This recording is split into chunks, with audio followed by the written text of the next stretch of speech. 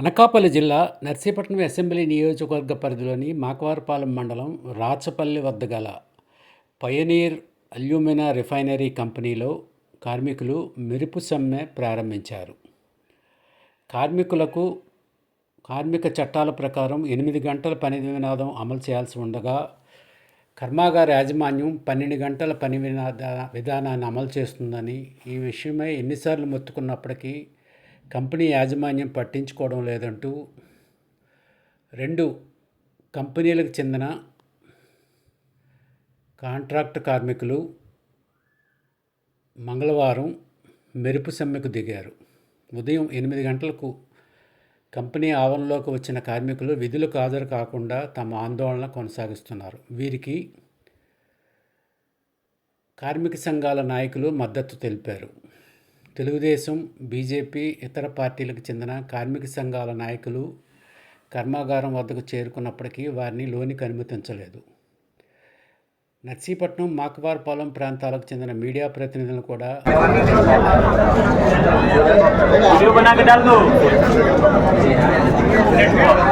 12 గంటల వరకు చేయించున్నారు.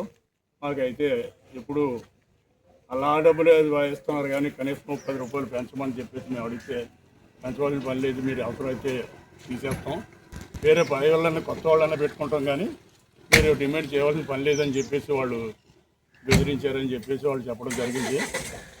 దానికి నేను మాట్లాడతానులే, మీరేం కంగారు పడకండి, మీరు ఏ విధమైన సరే అది ఆలోచించాలని కొద్దిగా వెనక్కి ఆగండి, నేను మాట్లాడతాను యాజమాన్యంతో, మీకు న్యాయం జరిగేటట్టు నేను చేస్తాను, అవసరమైతే నేను మీకు వాళ్ళు ఏది చేయకపోతే నేను మీకు అండగా ఉండి నేను సెంట్రల్ నుంచి కూడా నేను మీకు సపోర్ట్ చేస్తానని చెప్పేసి నేను వాళ్ళకి హామీ కూడా ఇవ్వడం జరిగింది.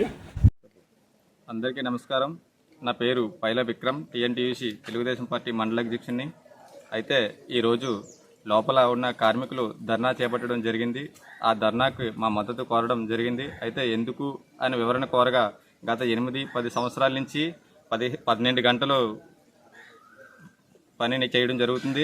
దానివల్ల 12 గంటలు కుదించి 8 గంటలు చేయమని కోరుతుంటే ఎట్టి పరిస్థితుల్లో మేము చెయ్యం, మా పని మేమే కొనసాగుతాం అని చెప్పే విధంగా కొనసాగుతుంది. వాళ్ళు ఇప్పుడు ఉదయం 8 గంటలకు వచ్చి రాత్రి 8 గంటల వరకు గొడ్డి చాకరీ చేయించుకుంటున్నారు. ఈ గొడ్డి చాకరీ వల్ల ఇంకా వాళ్ళ ఇంటికి వచ్చి ఏం చేయాలో అర్థం కావట్లేదు, ఒళ్ళు కుదీనం అయిపోతుంది, జీవన ప్రమాణాలు పాడైపోయాయి. దానివల్ల వాళ్ళు ధర్నా చేద్దామని చూస్తుంటే వాళ్ళు ధర్నాని అత్యంత నియంత్రణగా తీసివేస్తున్నారు. సెక్యూరిటీ కూడా లోపలికి అలౌ చేయనివ్వట్లేదు. 12 గంటల నుంచి 8 గంటలు కుదిస్తే దానివల్ల స్థానికేతరులు కూడా ఇంకా కొద్దిమంది ఉద్యోగాలు వేయడానికి బాగుంటుంది. ఇక్కడ భూములు ఇచ్చిన రైతులు కూడా చాలా బాధపడుతున్నారు. భూములు ఇచ్చిన రైతుల పిల్లలేమో లేబర్ చేస్తున్నారు, బయట వాళ్ళు ఎక్కడెక్కడి నుంచో వచ్చి పెద్ద పెద్ద ఉపాధి పనులు చేసుకుంటున్నారు.